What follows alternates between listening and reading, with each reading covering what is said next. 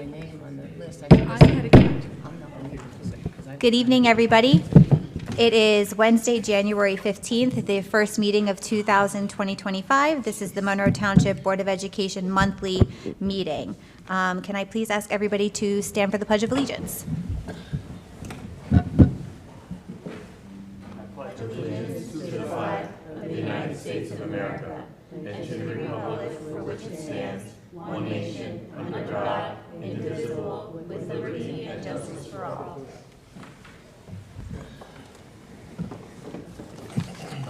Okay, so I can do the roll call? Okay, we're going to move, I'm going to do our roll calls. Ms. Alvarez? Here. Ms. Bora? Here. Ms. DePayne? Here. Ms. Fabiano? Here. Dr. Peck? Here. Mr. Pirro? Here. Ms. Ratner? Here. Ms. Sharma? Here. Mr. Tufano? Mr. Zeichner? Yes. Here. Okay, we have a quorum. In accordance with the provisions of the New Jersey Open Public Meetings Law, the Monroe Township Board of Education has caused notice of this meeting to be published, an electronic notice provided by having the date, time, and place thereof posted October 25th, 2024, and January 10th, 2025, at all schools, on the district website, on the Home News Tribune, Cranberry Press, and filed with the clerk of the municipality. The next item on our agenda is the closed session resolution. Whereas the Senator Byron M. Bear Open Public Meetings Act, NJSA 10:4-6, provides that the Monroe Township Board of Education may hold an executive session from which the public is excluded to discuss matters that are confidential or are one of the 9 subject matters listed Section 12B of the Act, and whereas that the board hereby declares that its discussion of the following subjects will be made public at a time when the public's interest in disclosure is greater than any privacy or governmental interest being protected from disclosure. Now therefore be it resolved by the Monroe Township Board of Education that the board shall go into executive session to discuss the following items. Additional items may be determined and announced as needed. Pending or anticipated litigation in matters covered by the attorney-client privilege, attorney advice on proposed confidential agreement, personnel matter. Be it further resolved that said discussion may be disclosed to the public when reasons for discussing and acting upon it in closed session no longer exist. Action may be taken on any of the items stated above. Is there a motion? Make a motion. Second. Hold on. Motion by Mr. Pirro, second by Ms. Ratner. We also need to appoint an acting secretary since Ms. Allen is not here. Ms. Alvarez? So if I can just make a suggestion, we have a pending motion on the floor to go into executive session. I would suggest that we rescind that. Okay. Make a motion to appoint an acting secretary until the secretary arrives. And then from there, make the motion to go into executive session. So the person that made the motion is the one to rescind it? Yes. Is that me? Okay, I rescind the motion to go into closed session. Ms. Alvarez offered to, okay, so I'd like to make a motion to appoint Ms. Alvarez as temporary board secretary. I second that.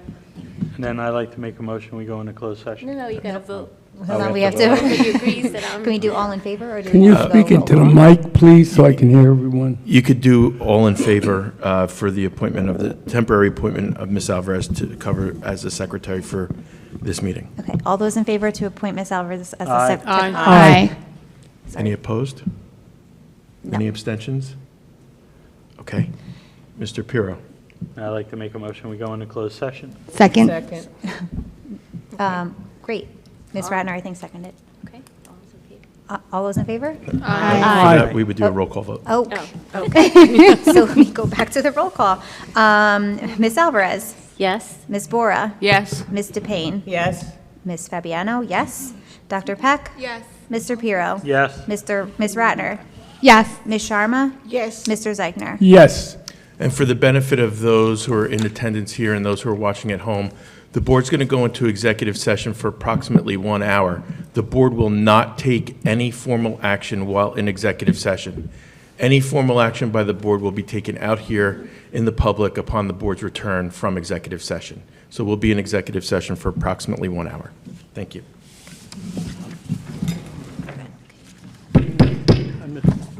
The board is back in session. We do have a, not a resolution, but an item that we need to vote on. So it is recommended that the members of the Monroe Township Board of Education approve the previously submitted settlement agreement between the Monroe Township Board of Education and the Monroe Township Education Association. Is there a motion? Motion? Second. Motion by Ms. Payne, second by Ms. Bora. Ms. Allen, can we have a roll call, please? Ms. Alvarez? Yes. Ms. Bora? Yes. Ms. DePayne? Yes. Dr. Peck? Yes. Mr. Pirro? I'd like to abstain. Ms. Radner? Abstain. Ms. Sharma? Yes. Mr. Dykman? I will abstain. And Ms. Fabiano? Yes. Motion passes. Okay, the next item on our agenda is the approval of board minutes. The first one is the Public Board of Education meeting minutes from December 18th, 2024. Motion? Second? Motion by Ms. Alvarez, second by Ms. Bora. Any questions or comments? All those in favor? Aye. Aye. Any opposed, abstentions? Okay, then the next one is the closed session meeting minutes from December 18th, 2024. Motion? Second. Motion by Mr. Payne, second by Ms. Bora. Questions, comments? All those in favor? Aye. Aye. Any abstentions? Okay, then the next item on our agenda is our student board members report. Happy New Year. Thank you. Happy New Year, everyone. We're excited to be back for this new year. So we'll start off with the Barclay Brook Elementary School updates. The day before winter break was a festive one at Barclay Brook School. Students and staff were invited to wear their favorite holiday or any pajamas, and the school gathered together in the gymnasium for their annual holiday sing-along. Students shared simple musical instruments and sang along with favorite holiday and seasonal songs that were projected on the screen. Students even danced along with some songs, and the festive mood was palpable. It was the perfect way to begin winter break. The first graders at Barclay Brook School learned about holidays around the world in December and culminated with a Polar Express Day on December 19th. Each Barclay Brook first grader received a ticket to board the Polar Express. The Polar Express conductor greeted the students aboard as they paraded down the hallways with bells caroling around them. The students arrived at their North Pole destination, the Barclay Brook Cafe, and viewed the Polar Express movie while enjoying a snack. Barclay Brook students began writing pen pal letters to residents at Parker Life, a senior living facility located in Monroe. Students were assigned a Parker Life resident as a pen pal, and they wrote their pen pals letters before the holiday season. They are eagerly awaiting a response from their Parker Life pen pals. And now we're going to be moving on to the Brookside School updates. First, the classroom spelling bees took place on January 9th. The Brookside School-wide spelling bee will occur on January 28th. The students are continuing to do a great job meeting expectations. The students earned enough feathers to receive a school-wide pajama day on January 21st. Marking period 2 ends for 4th and 5th graders on February 3rd. Next up is Mill Lake Elementary School. Mill Lakers have started the year with enthusiasm and excitement. They kicked off the year with their 3rd grade student council Snow Much Spirit Week. Activities included Pajama Day, Favorite Winter Sweaters Day, and Toboggan Hat Day, all showcasing their school spirit.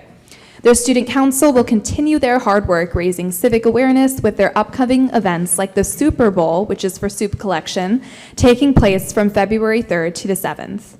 Additionally, the council is leading Mill Lake's first ever cereal box challenge. This event will culminate on February 14th with a thrilling domino challenge as students and staff set up a chain reaction of cereal boxes throughout Mill Lake School. This week, Supervisor Daniel Drust arranged their annual historic Lenape interpreter to present to Mill Lake's 3rd grade students. The presentation captivated everyone, sparking excitement and curiosity among students and staff alike. Thank you, Mr. Drust, for bringing this winter highlight to their school. Our district team continues to foster collaboration and connection. On January 24th, the high school athletes will visit Mill Lake to read to their enthusiastic second graders. This inspiring interaction is sure to leave a lasting impression on both the readers and their young Monroe fans. Later this month, on January 31st, their preschoolers and kindergarteners will receive a special visit from a local dentist. With much brushing and bright smiles, this assembly promises to be both educational and fun. Mill Lake School continues to be a place where learning, joy, and togetherness thrive. Here's to a fantastic start to 2025. Woodland Elementary School had many things happen this month. The advanced band and chorus students performed their winter concert for students and staff. The students earned extra snack time for their good citizenship in December, and Club Code students had a showcase for their STEM instruction at Monroe Township's high school. The Woodland Student Council is also hosting their annual Super Bowl by collecting cans and boxes of soup to help fight hunger in our town from January 15th through February 7th, Friday. Student Council is kicking off a Spina Bifida fundraiser by having students and staff wear yellow on Friday, January 17th. Character Crew is coordinating a coat drive from January 14th to January 24th. Jamie Newcomb, school counselor, coordinated an assembly scheduled on Friday, January 17th, bullying prevention laser school assembly program called Let's Work Together to Keep Your School Safe and Bully-Free. Moving on to Oak Tree Elementary School, on January 9th, their self-contained students participated in a unified PE day with their unified grade 3 pals and students from the high school as well. It was an energetic, fun-filled hour for everyone involved. January 27th, kickoff assembly for their Kids for Hearts Challenge, which will begin that day through February 14th. And on January 24th, the high school athletes will visit Oak Tree to read to their second grade classes as part of the 2nd and 7th program. In Applegarth, many other things are happening as well. Ms. Fleischer and Mr. Radigan kicked off their Kids Heart Challenge assemblies on January 13th. Students will be fundraising for the American Heart Association into the month of February. In various ways, Applegarth's classes will be honoring the memory of Dr. Martin Luther King, Jr. Student Council, in collaboration with Mrs. Lizio's class, is organizing a fundraiser called Project Sunshine. The class made a presentation to the principal about fundraising to purchase play kits for children to help them through hospital experiences. Classes that will donate will then get a game period in school on Friday, January 24th. Finalists have now been decided for Applegarth's school-wide spelling bee, which is being held on Friday, January 17th. Their PTA is hosting a snack sale on the early dismissal day, Friday, January 17th as well.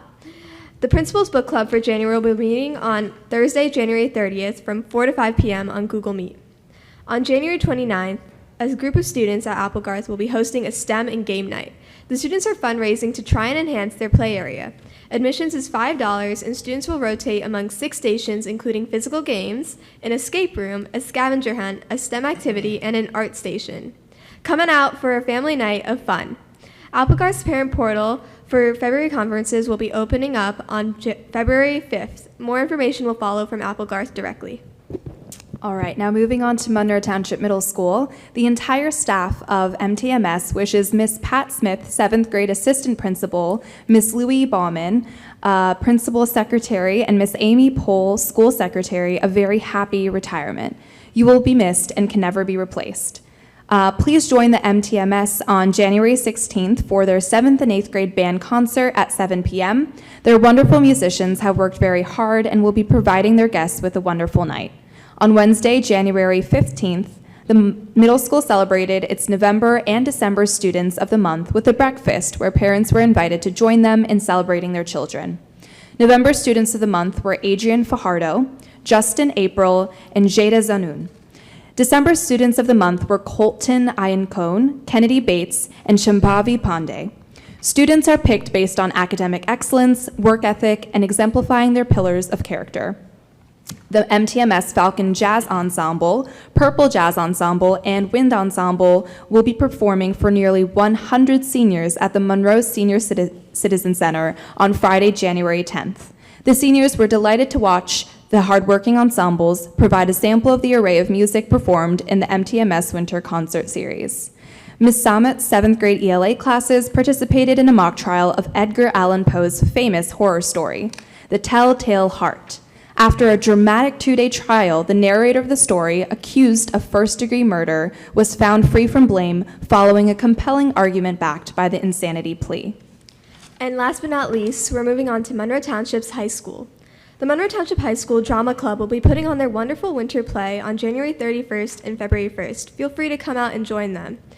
The MTHS College and Career Counseling Center will be hosting an information night for parents of current 9th and 10th grade students on January 23rd in the High School Performing Arts Center. Last week, on Thursday, January 9th, the high school winter band concert took place with amazing performances from various different ensembles. Thank you, everyone, for listening, and have a good night. Thank you guys very much. I didn't realize so much happened from the time we left in December until now, so thank you for that. The next item on our agenda is our committee reports. Are there any committees wishing to give a report? I know we had a joint committee meeting of the Finance and Buildings, Grounds, Transportation. I don't know how we wanted to. Mr. Piro will start, and then I have mine. So we're doing a joint report. Okay. Mr. Piro, do you want to give the Buildings, Grounds report? Does this board want to combine it with finance? Oh, I thought you were going to do the first part. You want me to do the first? That's fine. It's up to you. I didn't know if you. Yeah, just do your part, and then I'll continue with I the have to pull it details. up. Okay. Thank you. Just pull it up. Let me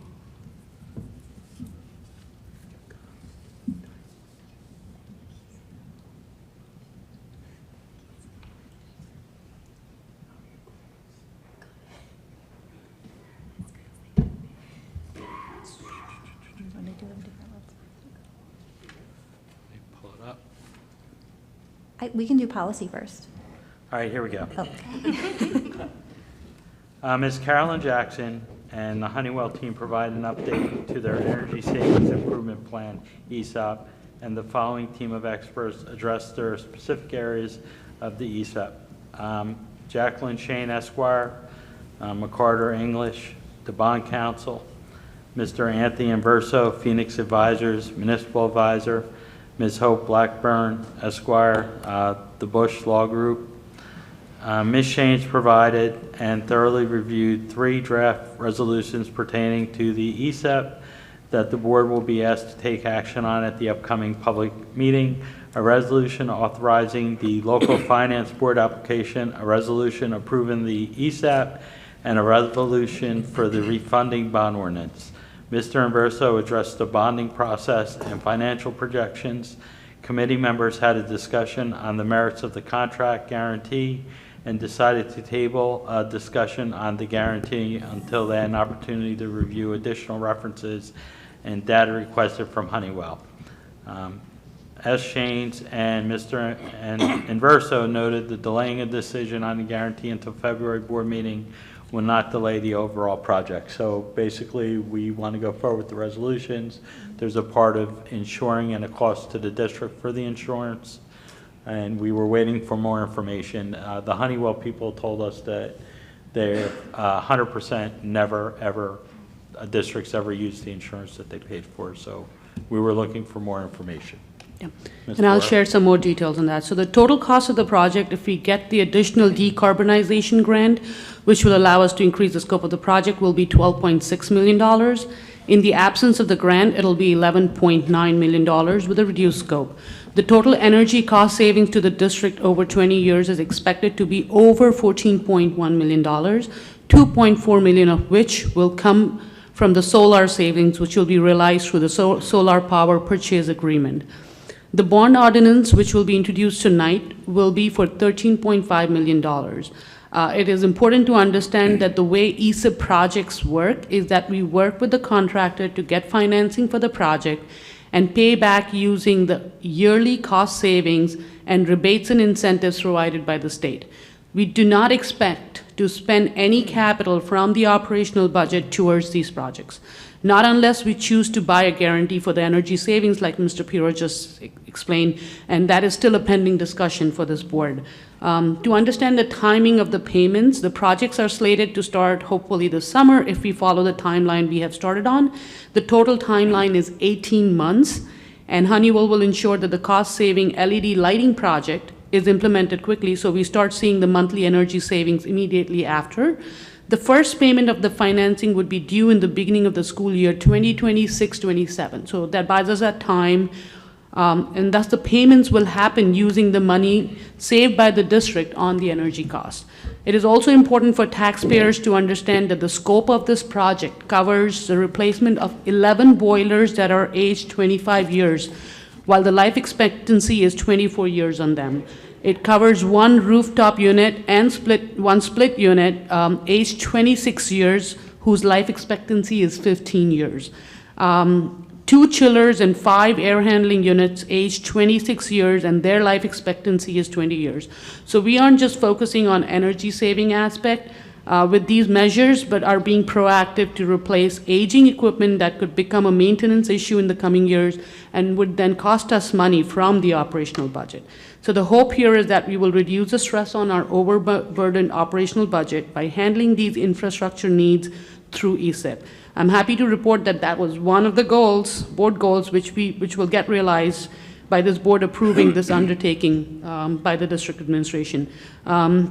To do our due diligence with the risk analysis, after this committee meeting, we did reach out to Honeywell to see data on neighboring districts where they have completed these projects, and we wanted to see the comparison of projected energy savings numbers and the realized energy savings, and all the data met our expectations. We saw no cause for concern, and like Mr. Pirro just said, anybody that had bought the guarantee, they never had to pay back because the energy savings were more than what was projected in the initial proposal. A lot of thought and deliberation has gone into this by the board. It started with the previous board, has continued with this board, and a lot of preliminary work has been put into this by the administration under the able leadership of Mr. Tague, just to ensure that what we do is absolutely necessary for the district with minimal financial risk. So in full transparency to the public, the access has been given to the detailed presentation by Honeywell, and we welcome public opinion on the hearing next month. I'm excited, truly excited to vote on this and get this going. Thank you. Yeah, just like you said, Ms. Bohr, the hearing will be next month, that we're voting on an introduction to the ordinance. Ordinance. Yes. Yeah. Correct, that's what we're voting on tonight. Any questions for the Finance BGTS Committee? Ms. Ratner? Yep. I was going to make that clarification. That was one of them. The other question, though, that I did have is, I think you sort of just mentioned that it has been provided to the public. I went on to the website. I saw the solar PPA RFP, but I couldn't find the Honeywell presentation. Is that, I mean, we also have a new website, so I don't know if it's just not easily accessible. I just wanted to see if we can get it either on the homepage or somewhere that's visible. Yeah, I know the email from Dr. Shanley said that access has been given, but I didn't. If somebody knows where it is, I might just not be looking. I believe that it wasn't on the website yet because the presentation was listed as confidential when we No, Right. So it's and we on, were waiting for Dr. Lim. it's on the district website under Board of Education presentations, Honeywell ESIP project overview, January 2024. See it? Yeah. And for the board members, whatever we asked for after the committee meeting in terms of proof of how well the projects have done, that was added to our executive attachments for tonight. Thank you. And then I also just wanted to follow up the mention of discussion about the guarantee, because I know at the committee meeting, we said that we wanted to hold off to have a discussion throughout the board just as to whether or not this is something we wanted to commit to. I know, like, we've expressed sort of what our thoughts were at that night, but I didn't know if this would be an appropriate time or if you... You're right, and just to give the amount, $36,000 a year, $36,252 is what it would cost us, and that would go out of our operational budget. So what I just said, that this is not going to be part of our operational budget, but if we buy the guarantee, we're looking at $36,252 per year. And what that guarantees is that if they told us we are going to get $500,000 of energy savings in year one from, and if we don't get it, they will make sure it is 500,000. So that number goes from, you will see in the presentation, that number goes from 500,000 all the way up to 900,000 in energy savings. They don't guarantee the rebates and the incentives from the state. and they don't guarantee the solar PPA, which is, it's directly with the solar company. So for that amount, if we're not comfortable, we feel there's a risk, we can pay the $36,252. The data that came back from Honeywell after the committee showed us that a few towns that had bought the guarantee, some kept it for a year and then canceled it, some kept it for 2 years and canceled it. The numbers were looking good.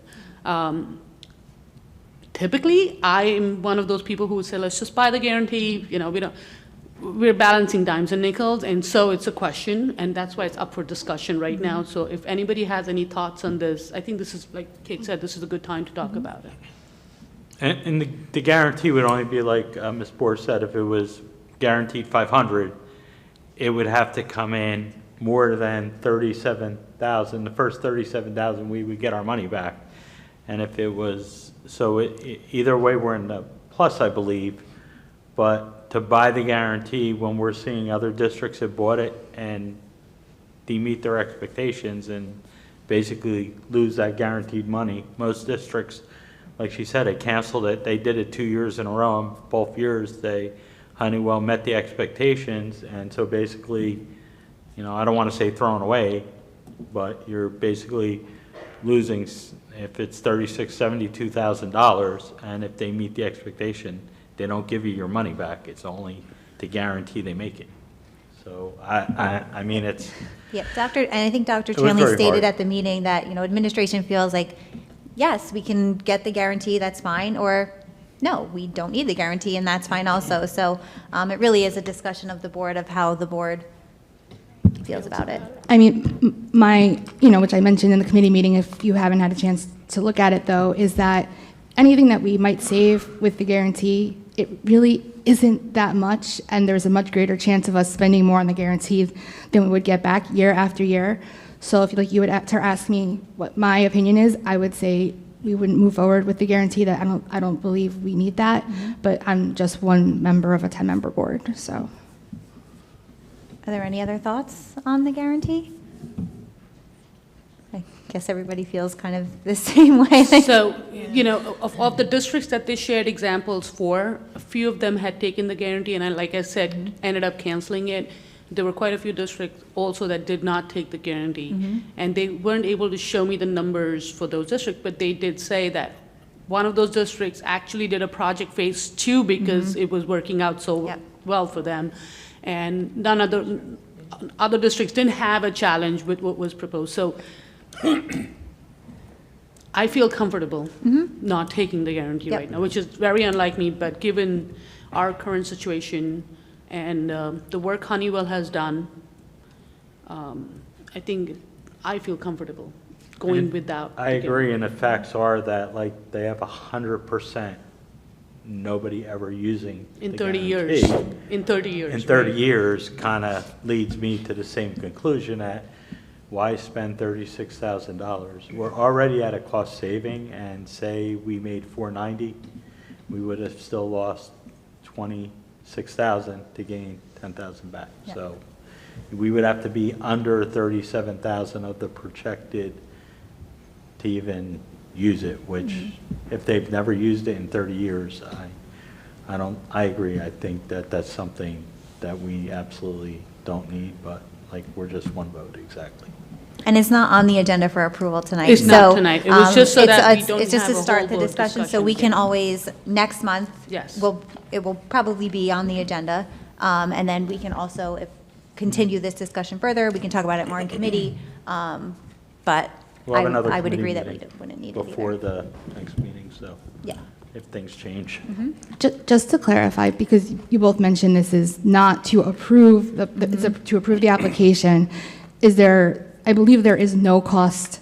It's just a matter of moving forward with the next steps. But I did want to confirm that we're not spending anything in order to move forward with this. With this vote, it's just to say, yes, go Yes, ahead and just continue let's to move pursue. forward We're with the going into process. contract with Honeywell. Yes. We're going into contract with Honeywell and please correct me, Laura, if I'm wrong. I think one of the resolutions is saying that we're going to go into contract with Honeywell, and the other is about the bond, which is, the bond ordinance is the one where we are just introducing it, and we'll vote on it February. But the contract with Honeywell will commence after today. Right? Am I right? Yes, she said yes. Yes. Can you clarify, I guess?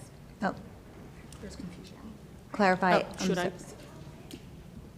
Clarify what? It seemed like there were just a couple of community members who I guess would want to hear it repeated, maybe explained either in more I in guess, different what are the terms. 3 resolutions that we are voting on?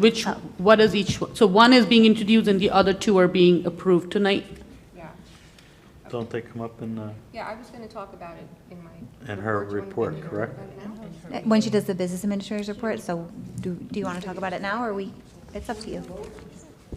I would just say maybe it might be better to, if Ms. Allen is okay with it, to do it that way. If people have questions, they can ask prior to when we vote. So we have 2 resolutions and a bond.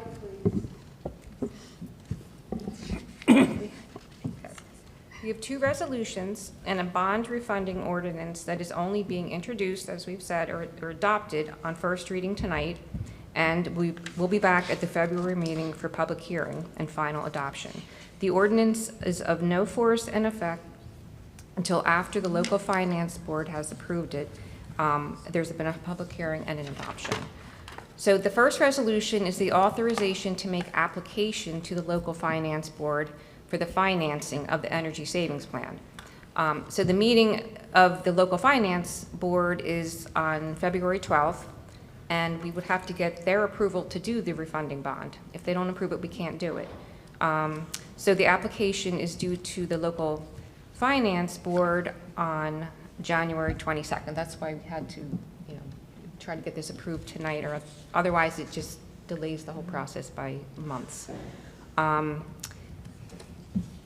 So that's the first one. So we would go down to Trenton, or we would actually do a Zoom with the local finance board for this process to get approved. The energy savings refunding bond ordinance, which is only being introduced tonight, authorizes an amount of not to exceed $13.5 million for the issuance of energy savings obligation refunding bonds to finance the energy conservation improvements at school district facilities. So the final amount can be less than the $13.5 million. That's the maximum amount that we are asking for approval. The second resolution is to approve the energy savings plan and a contract with Honeywell to provide and install the energy conservation measures that they have laid out in their plan. So those are the 2 resolutions and the 1 bond ordinance that's being adopted tonight. Thank you. Okay. Is there any more discussion on the BGTS committee? Nope. Okay, so then we're going to go on to the next committee policy. Ms. Alvarez?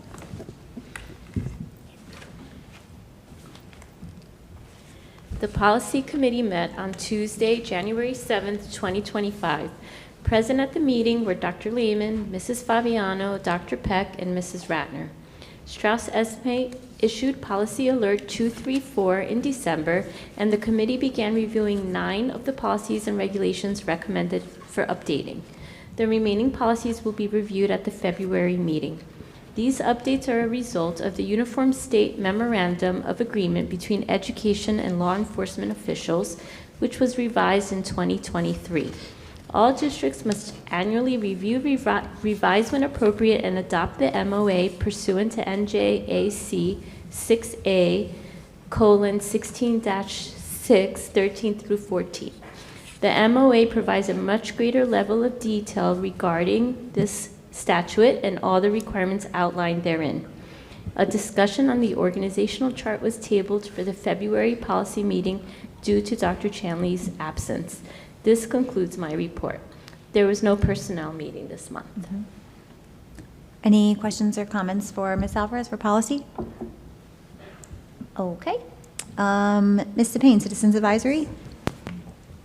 Citizens Advisory Committee met on Tuesday, January 7th. Those in attendance were myself, Dr. Lehman, Mr. Moraldo, Ms. Fabiano, Mrs. Alvarez, Ms. Ratner, and committee members, and it was very nice. We had 1 high school student, a gentleman, come last month, and we had 2 more come this month, and our board rep I don't know where she fits it in her time, her busy time, was there that evening.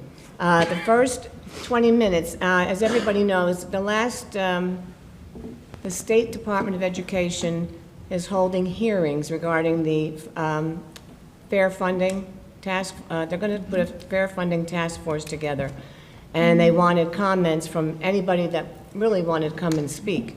So there was one last week, which I couldn't go to. I went to the one yesterday in Trenton. Ms. Bora was there, and we spoke on behalf of Monroe about how we are not getting the right amount of money that we should be getting to give the most thorough and efficient education to our students.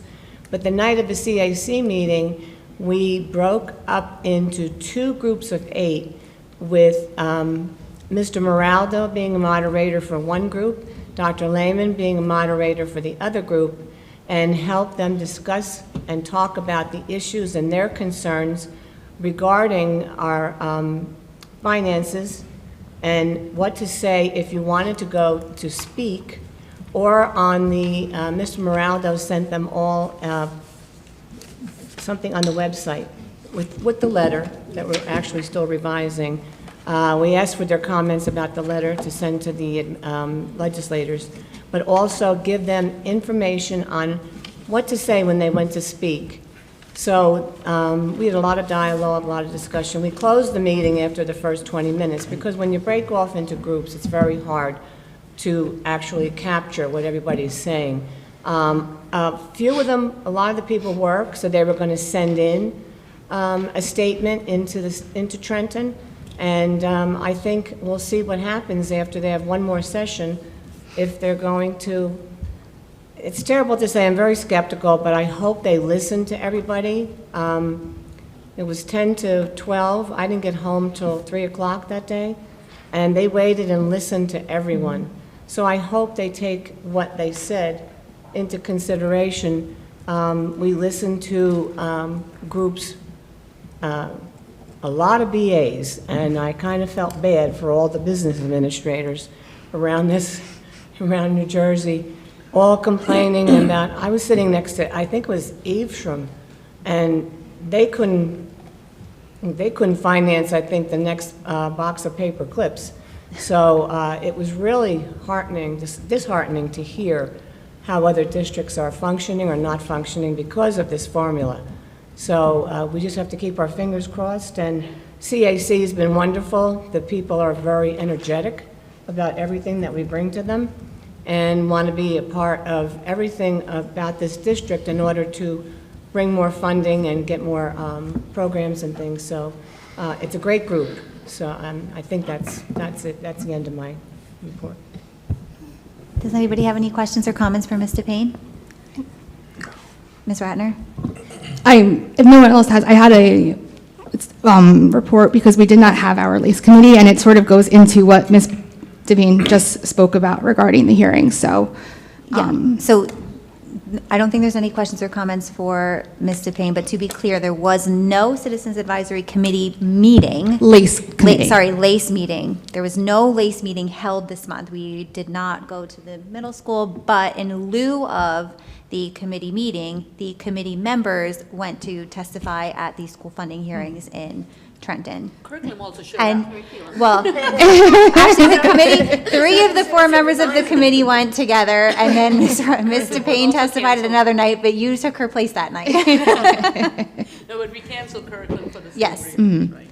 So, Ms. Ratner, if you would like to. which I really do appreciate. I didn't like to cancel the committee meeting just because we hadn't had one in December as well, but we all felt, and we sort of spoke about this at the meeting in December, that this was such a crucial time for us to get out there and to tell these people who haven't necessarily asked for our opinion, the Department of Education, which is different than the legislation, right? Legislators sort of draft the bills, but the Department of Education is the one eventually tasked, who says, I've understood it, with the creation of the funding formula. So we're sort of speaking straight to the man, I guess, would be the best way to do it.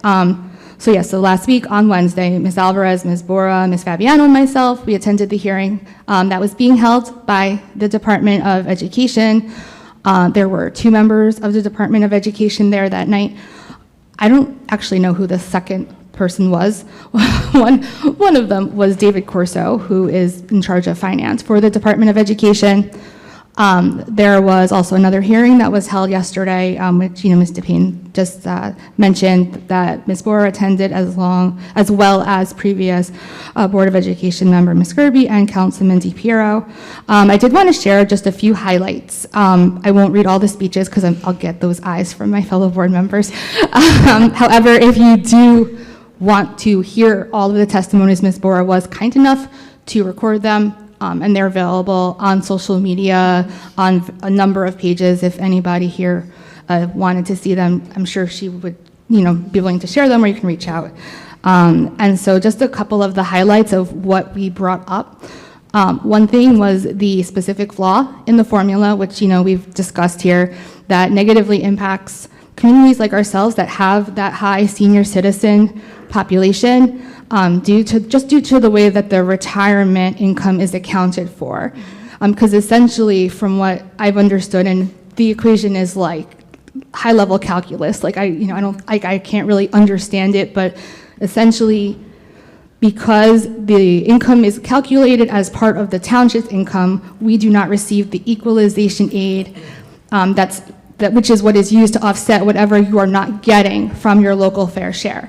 However, some of that income is not actually received by the township. And so essentially, they're calculating income that we're not getting, but we're not getting what is used to account for that income as well.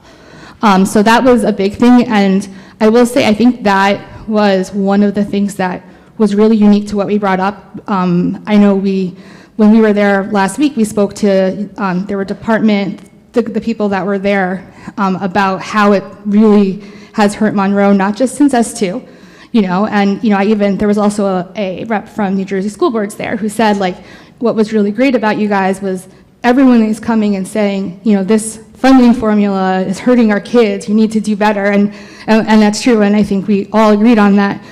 But we sort of have been doing this so long that we understand why, and some of the changes that need to be made, and so that's one of the things that we were bringing up.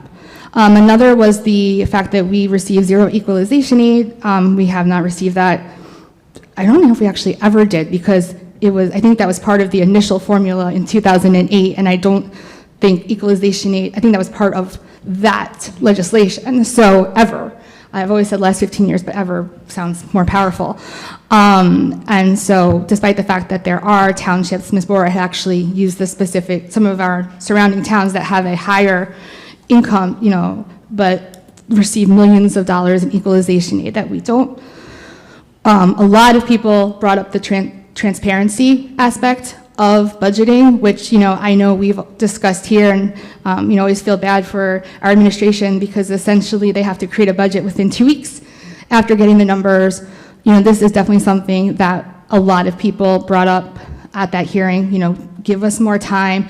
Let us look online to find out what we're getting and why. Don't make it so complicated that nobody understands it.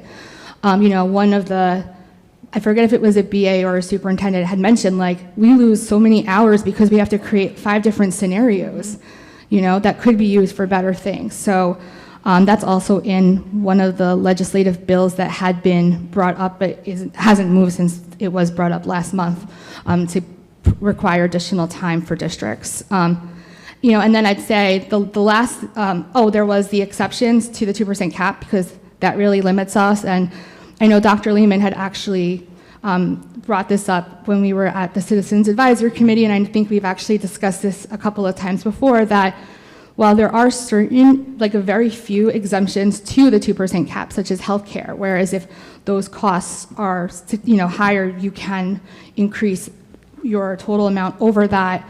There are other categories that are just growing at so much of a higher rate than that 2% cap, right? So a couple of the things that were brought up were transportation, and out-of-district special education, because, staffing, salary needs as well. But essentially, we want to make sure that all students are getting what they rightfully should have, right? But we need the tools in order to be able to do that.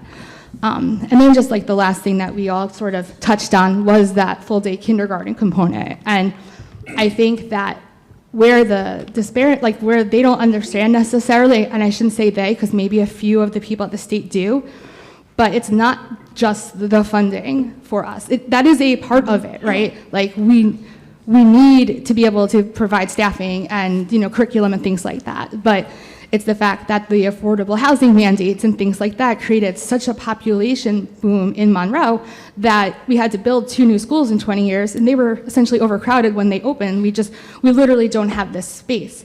So even if we were to find room in our very limited budget to accommodate staffing and curricular needs, we need that part of it first. And it obviously really hurts us because we can't get preschool aid because we don't have full-day kindergarten. It's just a never-ending cycle. So, there have been some talk. I won't go into too much detail about what was put on from the governor's address yesterday and things like that, but essentially, there's a lot of focus on this issue right now. More so, I feel like, than ever before because of the number of people that are hurting and because S2 just finished. We've reached out multiple times, and Ms. Fabiano can, talk about that. We're doing as much as we can, and I think as a community, the more we can do, the better. They are accepting the email testimonies until January 17th at the Department of Education. So I know we had sent something out district-wide to all of our people that are on our mailing list with the hearing dates and that they could submit written testimony. But I also think it would be great if we could possibly maybe provide a sample written testimony, which Ms. Bora, I think, actually shared something like that on social media today as well, for people to submit before the 17th, because we want to get as many numbers in there as we can. And that was also discussed at the Citizens Advisory Committee. At least the group that Ms. Alvarez and I were with, there was a sample testimony that was shared. I think Mr. Maraldo was sharing it with the group. And they get that we have a folder, right, with key points and things like that. To your point, we did make sure to grab the DOE official who is standing off on the side of the room and just put in a quick plug for, yes, David, for Monroe. And he was like, oh, yeah, Monroe. He's like, yeah, you're a unique situation. And Ms. Bora was having a different conversation. And she's like, but that doesn't mean we're not entitled to our fair share. So we are trying our best. I did reach out to Senator Greenstein, Assemblyman D'Angelo, Assemblywoman McCoy again. I sent a follow-up email, again, reattaching the letter that Ms. Ratner sent in October, I believe it was. So that's where we're at. It's definitely not for lack of effort, but we are really trying to hopefully get some change happening here. Ms. Bora? Yeah, I was going to talk about this in my other board business, but I think this is a more appropriate time. As a rule, I try my best not to impart any board-related information on social media, but I've broken that rule consciously twice in my board career, which is my 4th year. One was when we were going out to the budget question. I held open, information sessions, and I really engaged actively on social media to give people the right information. And I did that again today. Actually, in the last week, sharing everybody's testimonies to create awareness on Facebook. And then today, during my lunch hour, I reached out on what is a more effective social media channel these days, WhatsApp. I must have reached out to 10 groups, and I know those 10 groups forwarded it to many more groups. I shared a modified version of my testimony as a template. I gave them a 4-step process. I told them it's going to take them 1 minute to give the testimony, and my phone's been going off the hook all day. Before we started this meeting, I already knew of 60 testimonies that had been sent today as a result of that, and I know we have 2 more days. So across the community, I think just making it easy, giving them the step, it has helped. If we could put more templates out there, it'll add more value to the testimony that's going in, because right now 60 same exactly duplicate testimonies have gone in, but it's better than nothing. And I want to just share this opinion on my take on what's going on at this moment and how it's different from whatever we've done as a town, and we've done a lot. I know Ms. Kirby was there yesterday, and I want to, give a shout out to Councilman Mr. DePiero, who's here, who showed up at the testimony yesterday as well. Ms. Kirby was wearing her fair funding shirt from 2010. And that's a 15-year-old shirt, and that made a statement as to how long we've been doing this. We've always gone and tried to get the attention of legislatures who really weren't concerned because we were the minority district facing the challenges we were facing. After S2 issue happened 6 years ago, multiple districts have been facing a lot of challenges because they lost the money they were using to operate. And then COVID hit and, inflation hit, skyrocketed.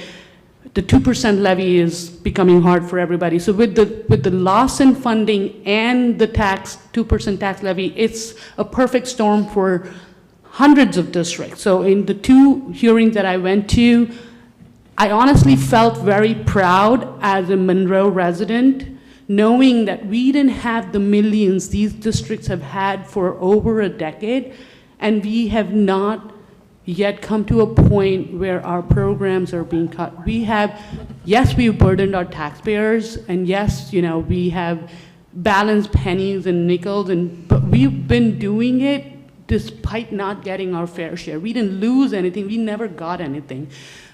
What's different this time is that they're looking at it with so many school districts screaming at them that they need help. So it's important for us to be front, and even though we're not an S2 district, if we don't become a big part of this noise, we will get ignored again.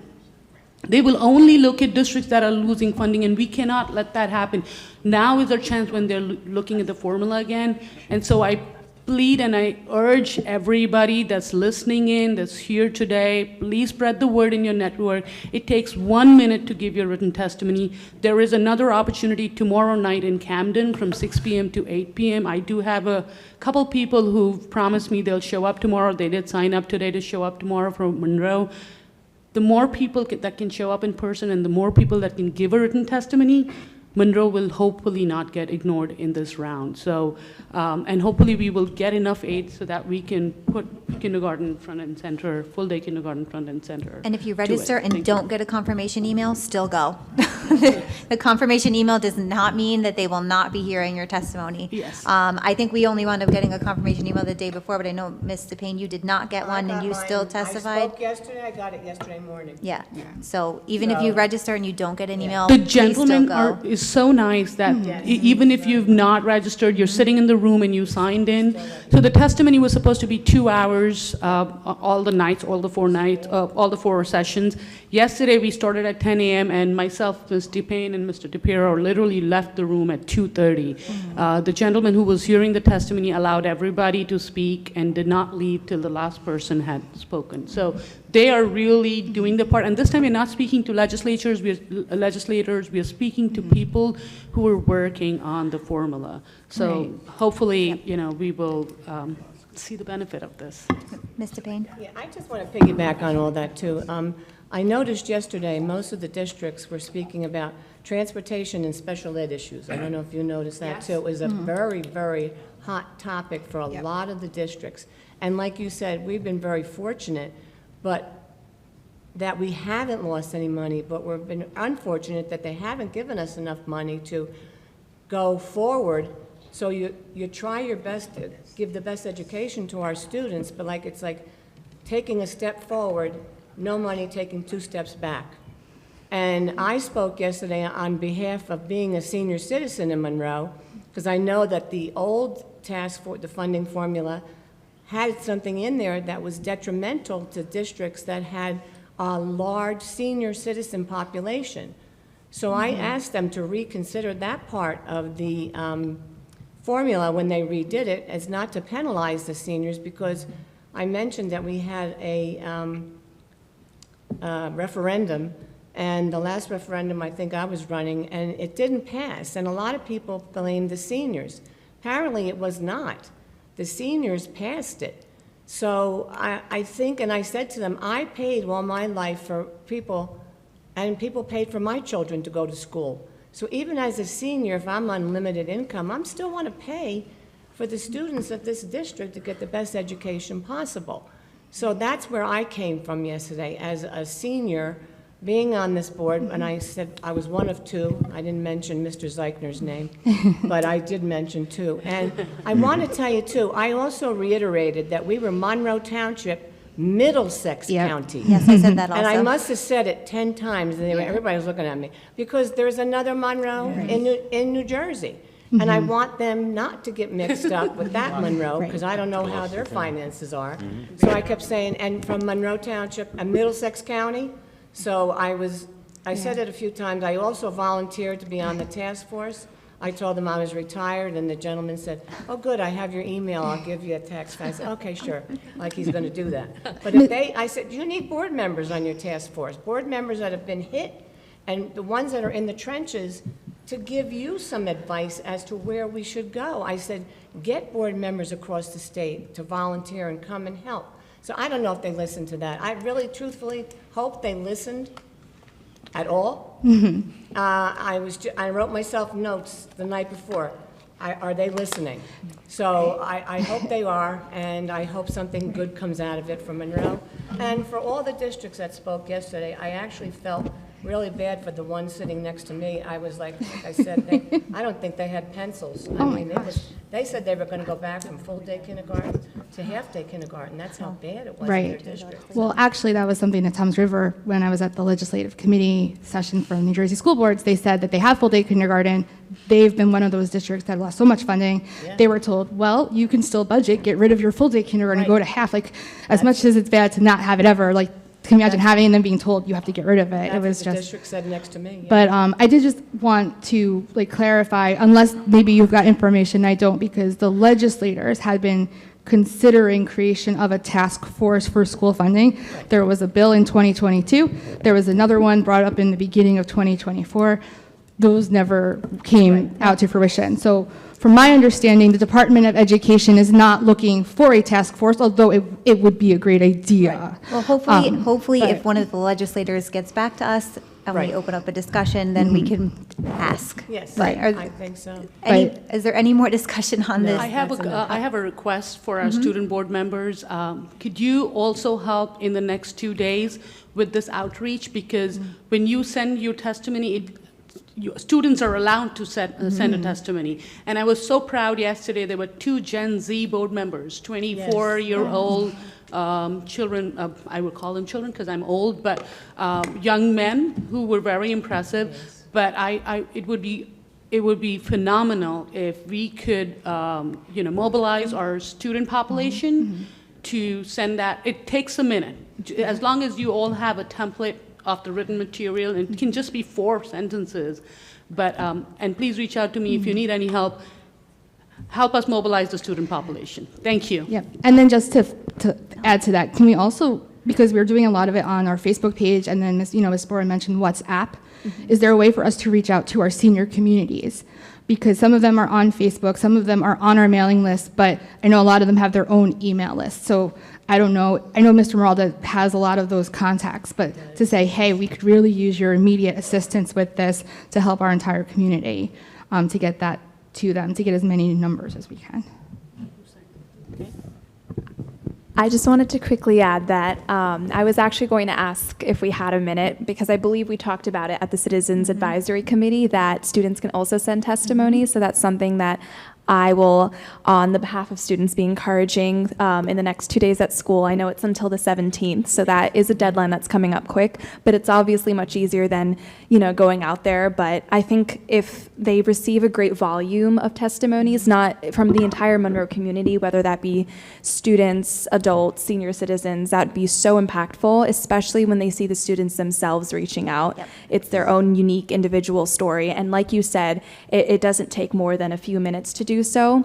I think it's also, just wanted to add, really amazing that everyone who works here at Monroe hasn't made the students realize, like I didn't realize until the Citizens Advisory Committee, how underfunded we were because of all the programs and opportunities that we've been given. But at the meeting, I also, my eyes were open to how I guess, unjust our funding was compared to a lot of other school districts that, I have friends from who get so much more funding for their programs, for their activities, for their curriculum. So I hope to see in the future that we get more equitable funding and it's much easier and we don't have to sacrifice anything for the sake of saving funding. So I definitely encourage, again, anyone who's out here, anyone who's watching, and all students as well, which I'll continue to do in the next 2 days, to write testimonies, to talk to their parents about this, see if they can come out or at least write testimonies as well. So thank you for bringing this up. Thank you. And what you just said about not even realizing as a student, that's kudos to the administration, because you shouldn't feel the impacts of that. It is the job of the administration and us as a board, right, to make sure that it impacts students as least as possible. So kudos to the administration for that. Okay, so we're going to move on to the next item on our agenda, which is our public forum. I think Yep. Dr. Lehman was saying something. I'm sorry, were you? I was just going to follow up and say, Mr. Marl's in the back, and we could certainly touch base about Oh, he's here? further outreach. Yep. Hi, Mr. Moralda. Okay, so then now we're going to move on to the next item on our agenda, which is our public forum for agenda items only. Members will have 4 minutes to speak. Anybody wishing to do so can come up to the microphone and state your name and municipality for the record. Oh. I don't think anybody's go.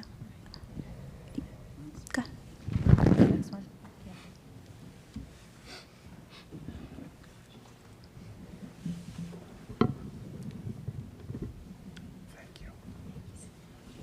Good evening. Hello, can you hear me? My name is Lucio Panos.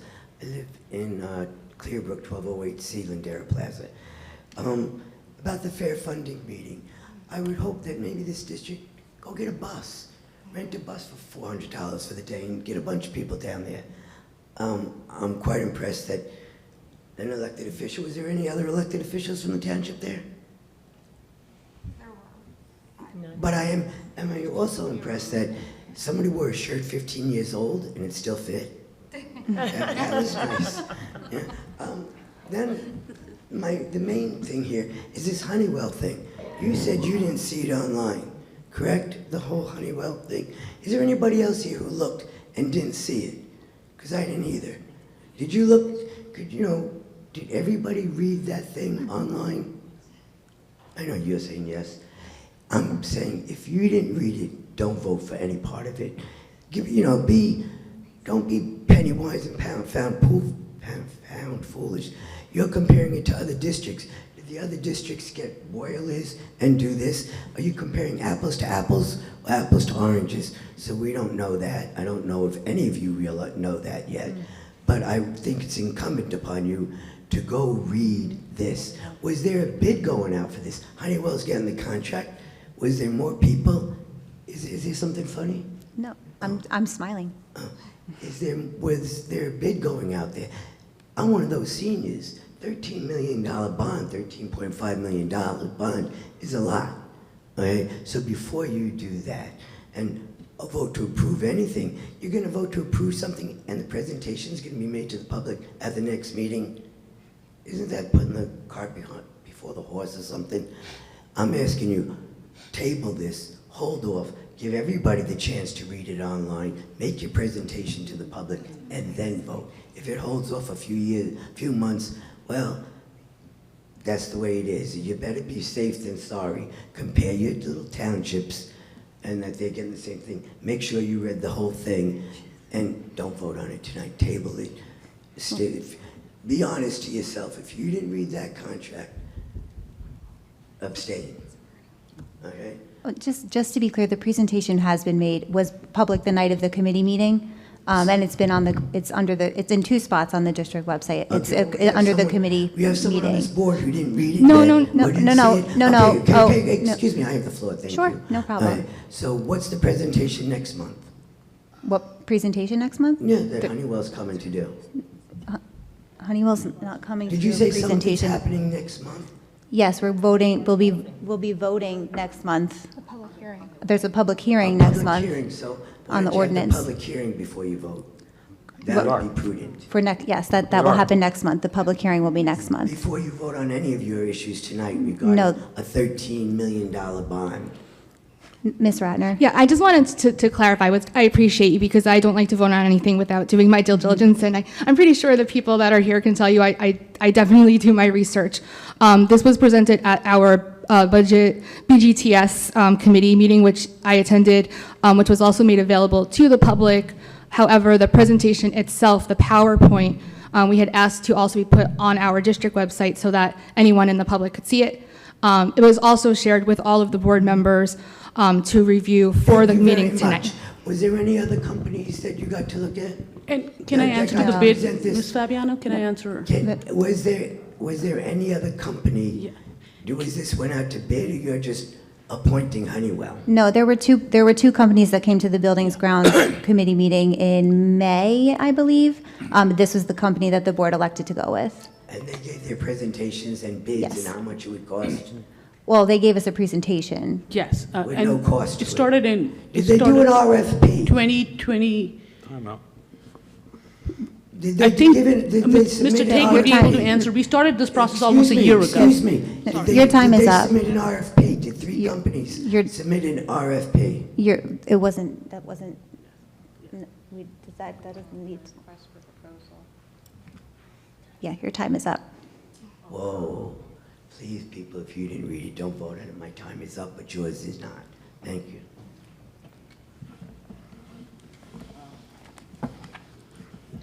Shell Arminio, Monroe. I have to say that that's not the way to do it. And I also object that if committee meetings are not open, I mean, they are open to the public, but in terms of transparency, I think presentations like that are going to be involved with millions of dollars should be either a separate or special Board of Education meeting that's open to the public like we understand, and the public should be able to be there and then ask questions of those people. So I object to how you're handling this, and I think it is unfortunate. And when you guys were not on the board, this was the kind of thing that you would have objected to as well. So I'm disappointed that it's happened this way. It's a very important thing, and I think probably what you're doing is right for the community, but this is not the way to do it. Transparency has to be upheld more than anything. And in that vein, I'd like to ask on page 2 of 23, the pending or anticipated litigation and matters covered by attorney-client privilege, were there any dockets or anything that you would give us a docket number for? No litigation? You did not discuss litigation? We talked about anticipated litigation for which litigation has not yet been filed, so there's no docket numbers or anything like that. Okay. How's the Arminio versus the Board of Education coming? That's still an It's coming open, along nicely. that's an open litigation still? Yes. That was not discussed tonight. Okay, good. Is there going to be another closed session meeting later on this evening? No. Okay. On page 1723, the policy find, what purpose is the insurance archaeological services or archaeology service? Yes, so the board is involved in litigation for which an applicable insurance policy has not been found due to the fact that the incident arose in the 1970s. And so in order to try and protect the public funds, the district retained... These are assault issues that have been publicized. Well, it's public, it was public. I'm not going to... Is it the 1970s? It's the 1970s. Okay, I that's what don't need just any more. Thank you, I know what it is. Next, how about, the transfer, 16-23, the transfer number 5, where is the amount, where is it from, and where is it going to, please?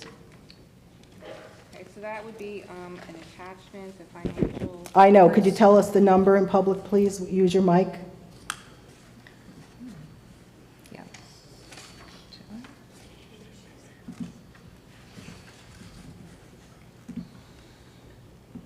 And I'm losing time here. No. Do you have any other questions and she can answer after? No.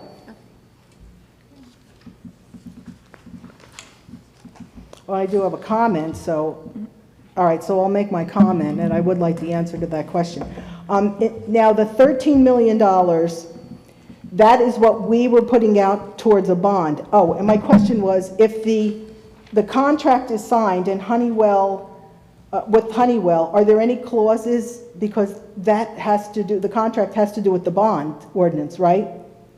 So if the local finance board does not approve the bonds, are we still committed to the Honeywell contract? Are there any escape clauses, is what I'm saying? You're using my time in silence. That's not acceptable. Is that something Mr. Weiss can answer, or? Since I'm not on the, it's bond counsel that's been handling this, so I really can't answer that. Okay, so that goes to the point where if you can't answer these kinds of questions, then $13 million proposal is a big thing. One, the public isn't fully aware of it. And second, wait a minute, no, may I finish my train of thought? Yeah. The public isn't fully aware of it, and apparently all of the questions surrounding it and what our obligations will be are not answered. So I think things need to be postponed. Mrs. Fabian. Miss Allen, did you have the answer to her transfer question? I do. Total transfers for Fund 20. Can't hear you, and it needs to be Total recorded. transfers for Fund 20, it's several different accounts. The total amount is $1,031.82. And for Fund 10, which is several accounts, is $905,402. 905, I'm sorry? 9,000. Oh my God. 905,402. Okay.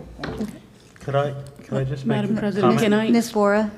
Just to the Honeywell, I just want to clarify, the way Honeywell's contract works, based on the understanding from all the presentations I've been in, they get paid when they do the project. So if there is no, the bond project, they don't ordinance get fails, paid. there are no projects. We won't do anything, they don't get any They don't get money. paid. So we're not paying Honeywell anything.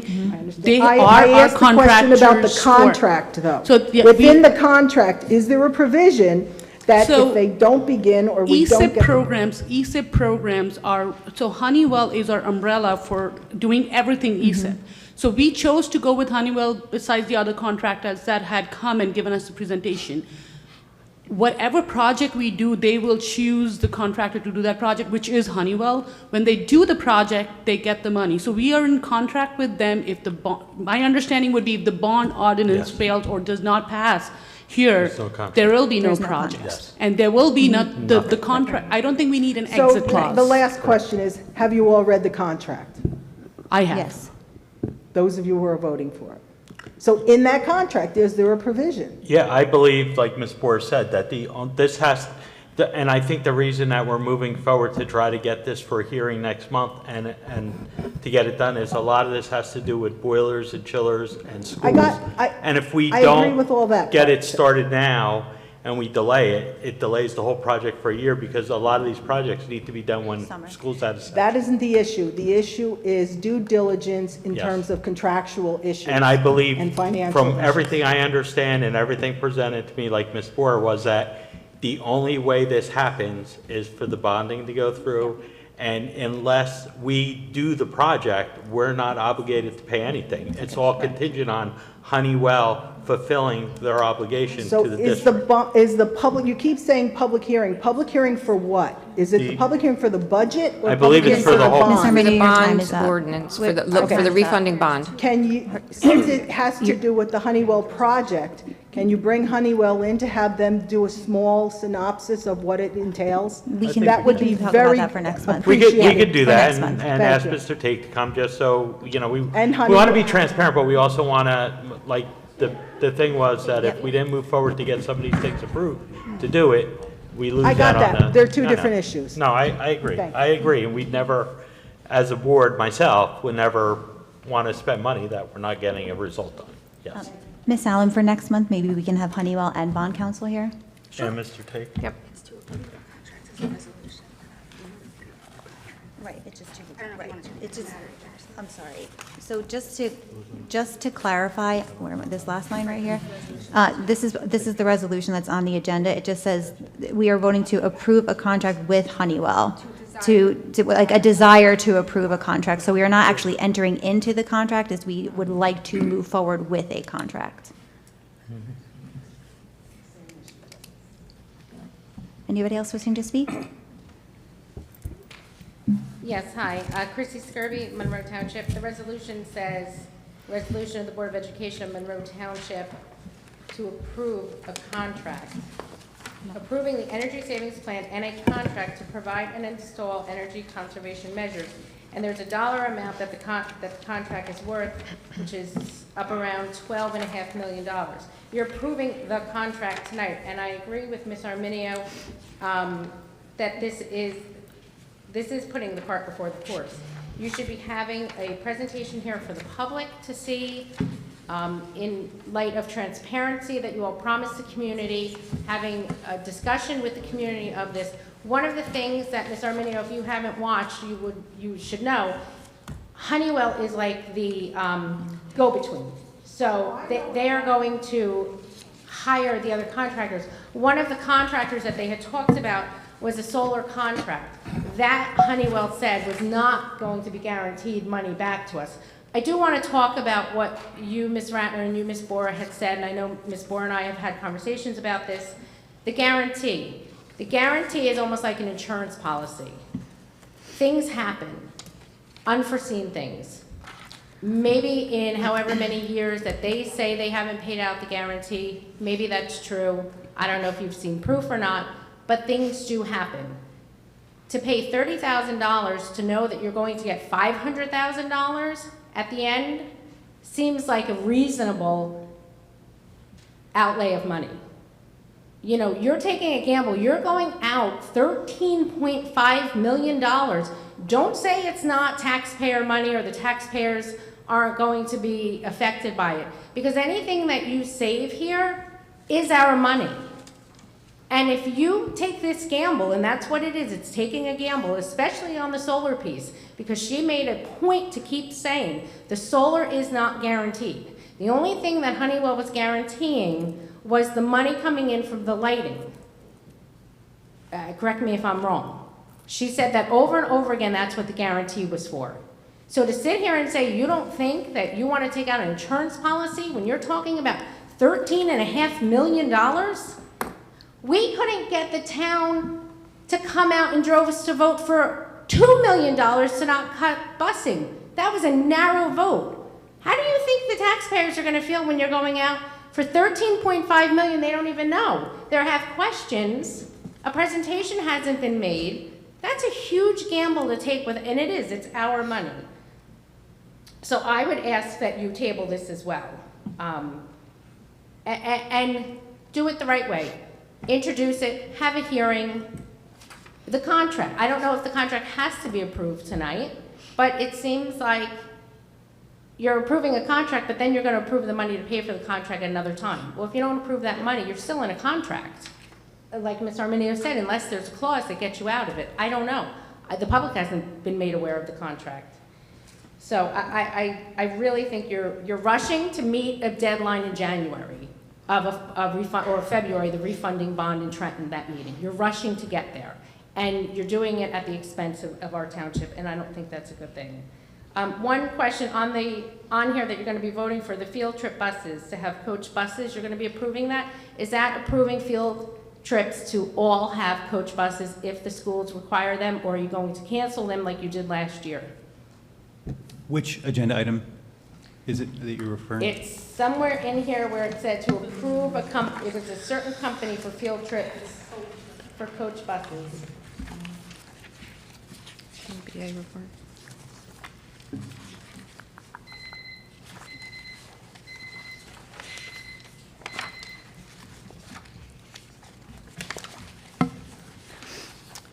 Page 18. It's on page 18. 9 or 10 member?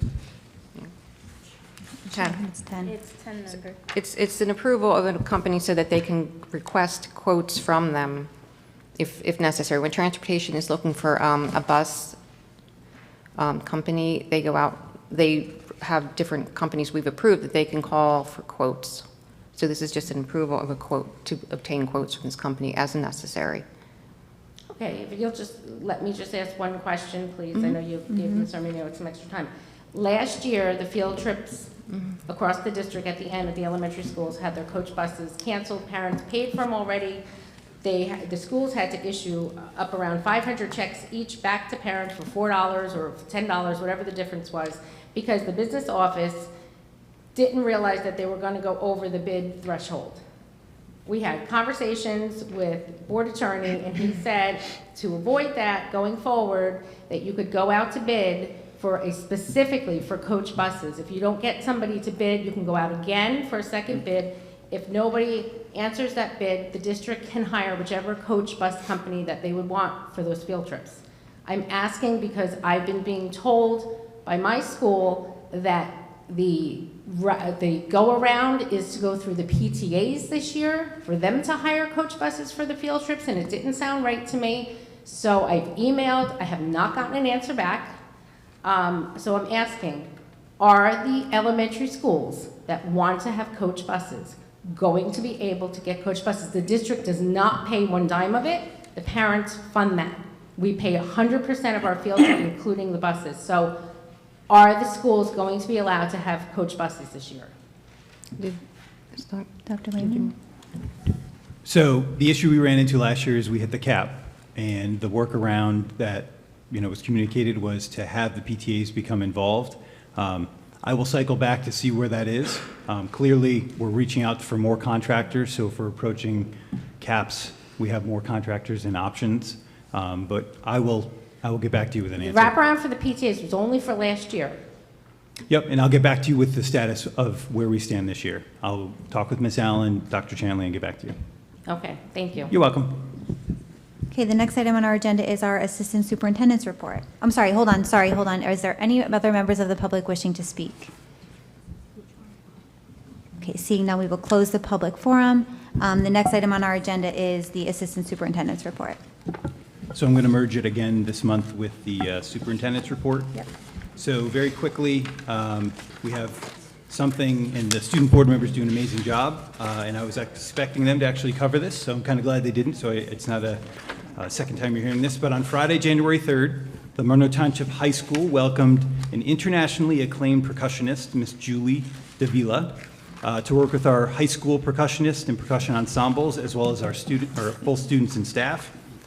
She joined us from Middle Tennessee State University.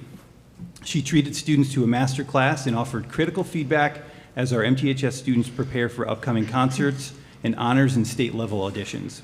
It's a wonderful experience for all our high school percussion students and teachers, and I just wanted to use this. This is a good example of our professional staff using their network and leveraging opportunities. We didn't bring this person in from Middle Tennessee. This professional was in the area on other professional business, and we were able to leverage their presence in the state and network and bring them in to provide this opportunity for our students. So those opportunities don't happen when we don't get out there and professionally network. So this happens throughout the year in many, many disciplines. It saves, we wouldn't traditionally pay travel and bring this person in unless we had a grant or some special funding. But this is an opportunity, like I said, she was in the state on other professional business in the state, and we were able to bring her in and engage with the students. So kudos to the entire staff that made those connections and brought this professional in, but also the students and the teachers had a tremendous opportunity to work with a leader in their field.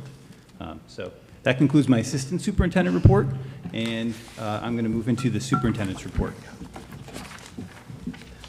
So for 10-member vote personnel, it's recommended that the board approve the attached personnel items A through O.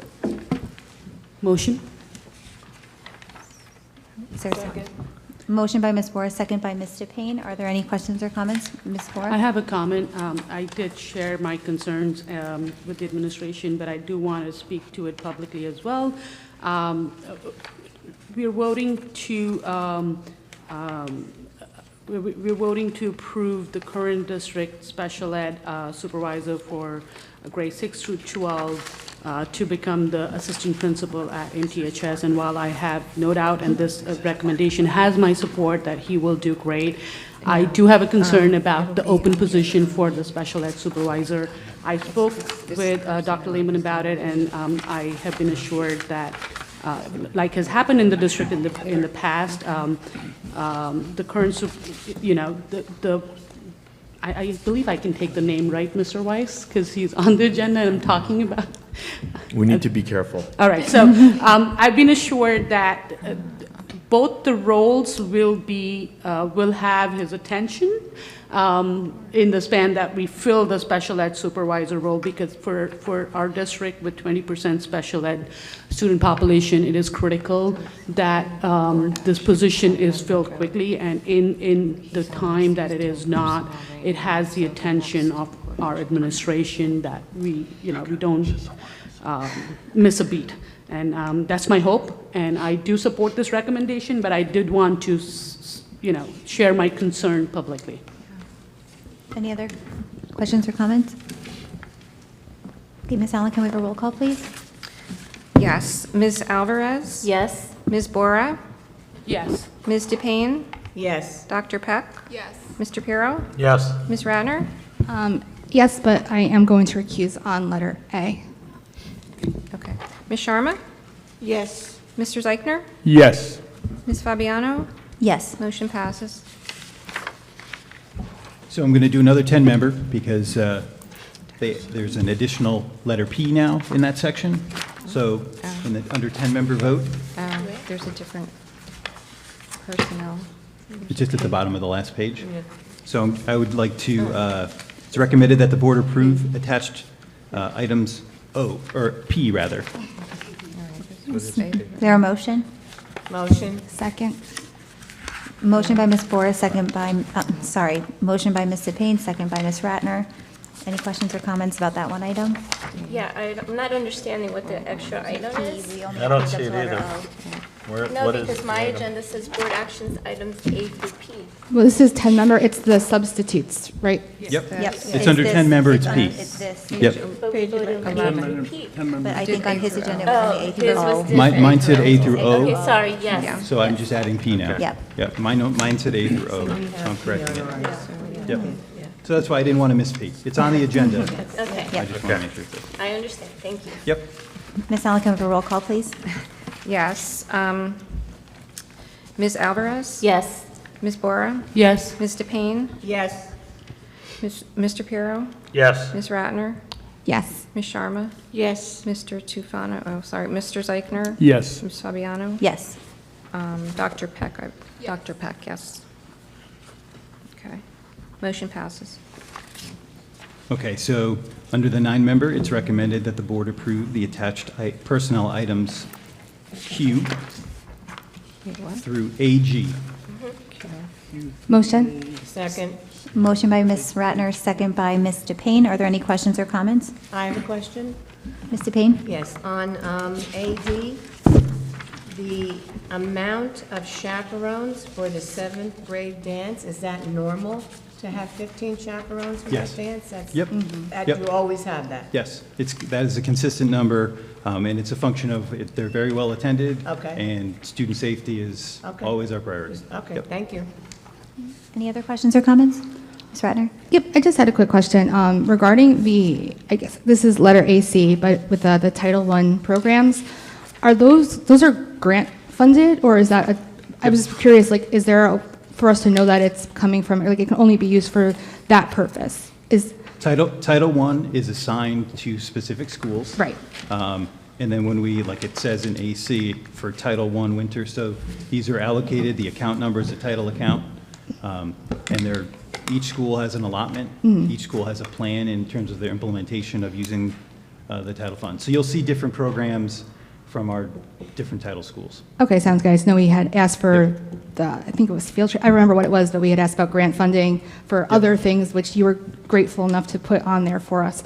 So just for transparency, these are grant-funded programs or Yep, things of title that funded, nature. yep.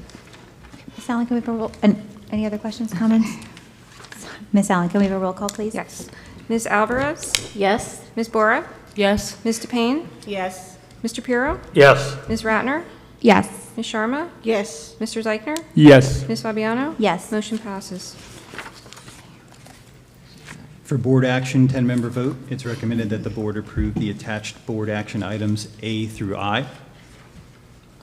Motion? Second? Motion by Ms. Boris, second by Ms. Alvarez. Are there any questions or comments? I have a question. Mr. Pirro? On the, there's a professional development for a summit in Florida for $3,037 in March for the superintendent. Use your mic, please. There's a summit.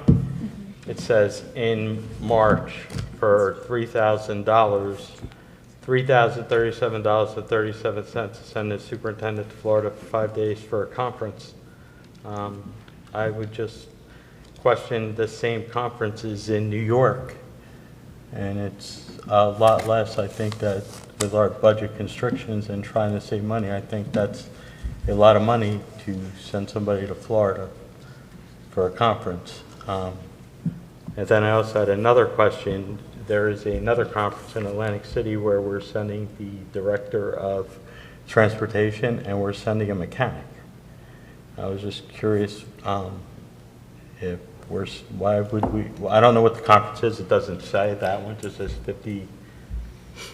STS. STS 55th Annual Conference, and I didn't know if that was common to send a mechanic to the conference along with just. Yes. Yep, so those two personnels going down to Atlantic City are going to the transportation conference. Is that what it is, the transportation? Yep, Okay. yep, and that's Atlantic City is a very common place for state conferences to occur, so that's standard. Okay. And regarding the other question you had, that is, another common place for conferences to happen. It's a national conference. My thing is, though, if it's held right here in New York, wouldn't it make more sense for our superintendent to attend a conference in New York instead of going all the way to Florida for the same conference? I mean, it would be definitely a savings to the district. I just think that's a little expensive at a time when we're trying to save some money. That's my comment. Okay. Any other questions or comments? Okay, Ms. Allen, can we have a roll call, please? Yes. Ms. Alvarez? No to A, the last item on the professional development list, yes to the rest. Okay. Ms. Bora? Yes to all. Ms. DePayne? Yes to all, but no to the last item person on the professional development list. Okay. Dr. Peck? Yes. Ms. Ratner? Sorry. Yes, however, I need to recuse on letter A for Dr. Chanley and Mr. Snyder.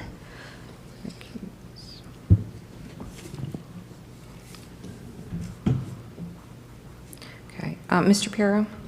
Yes to all and no to the last one on the agenda also. Okay. For personnel. I mean for professional development. Okay. Ms. Sharma? Yes to all and no for the staff professional development, the last item. Mr. Zeichner? Yes to all except for the last item on the agenda, Okay. And Mr. Shanley's. Ms. Fabiano? Yes to all, no on the last item for professional development.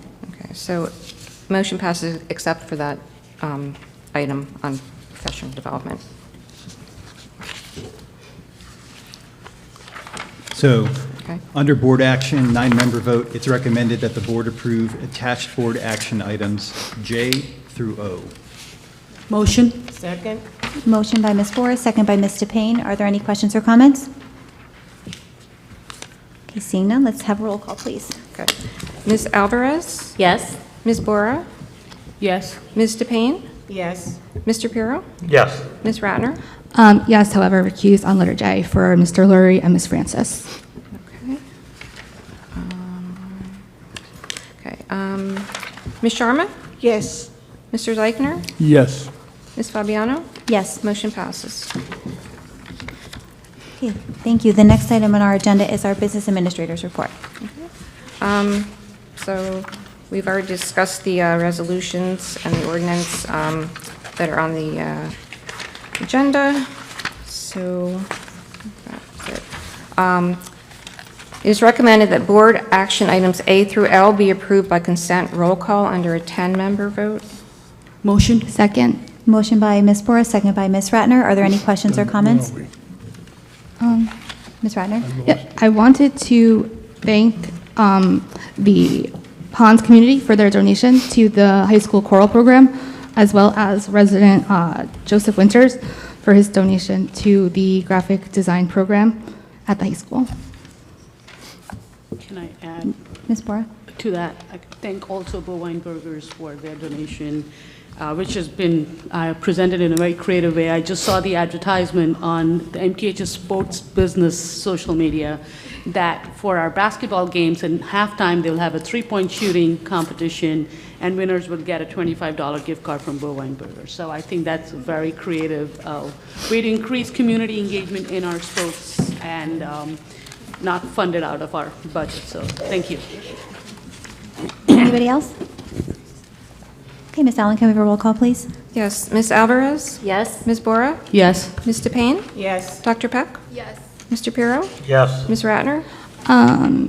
Yes, I would like to recuse on the bill list, C0420 and C0481 for methyl warble, C0419 for Mr. Rubin, and then on the addendum for C04698 for Mr. Laurie. Okay. Ms. Sharma? Yes. Mr. Zeichner? Yes. Ms. Fabiano? Yes to all recuse on items on the bill list for methylphenylbenzol. Okay.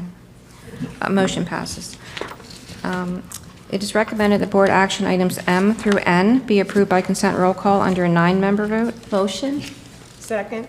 Motion by Ms. Alvarez, second by Ms. DePayne. Are there any questions or comments?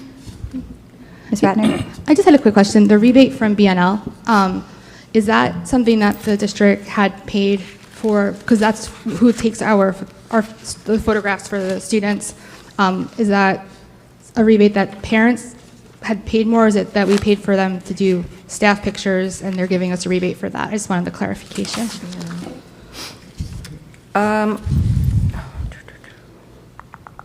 No, I think that is for a rebate from the school, from the school for the student pictures. I believe. I can double check on that and let you know. Okay. Thank you. Anybody else? Okay, Ms. Allen, can we have a roll call, please? Ms. Alvarez? Yes. Ms. Bora? Yes. Ms. DePayne? Yes. Mr. Pirro? Yes. Ms. Ratner? Yes, recuse on letter M. Ms. Sharma? Yes. Mr. Zeichner? Yes. Ms. Fabiano? Yes. Motion passes. And that concludes my report. Okay, the next item on the agenda is our board president's report. My report basically happened during the Waste Committee because I was talking about the testimony. I do want to wish everybody a Happy New Year. This is our first general meeting for 2025. I do appreciate all of the board members that have attended the testimonies these past couple of weeks, and to the community members who have either gone in person or submitted written testimony. We appreciate all of your efforts, and we are hopeful that we will see some change. So that's really it. As I mentioned earlier, I did reach out to Senator Greenstein, Tanya McCoy, and Wayne D'Angelo again to reshare the letter that Ms. Ratner and the committee had drafted during the LACE committee back in October. So we'll wait to see if we get a response, and I will be following up again soon. And that concludes my report because we already talked about everything. So we'll go to the next part of the agenda, which is other board business. Are there any board members wishing to speak? Ms. Bora. I just want to comment on the whole ESIP discussion one more time and address, I think the person who talked about the due diligence is no longer here, but I still want to give the timeline to the public and speak to the transparency of this process. I understand that I understand the concerns that Ms. Arminio and Ms. Kirby brought to the public forum, but at the same time, this process was started, if my memory serves me right, it was towards the end of 2023 when we first met Honeywell and other contractors that provide the ESIP services. And then, the board change happened and we were going through the intense public question period, so we kind of did not discuss this for a few months. Board change happened and we brought it back into BG&T as soon as I could, get the attention. Everybody was still settling in. But we've had multiple discussions in BG&T. These are public meetings.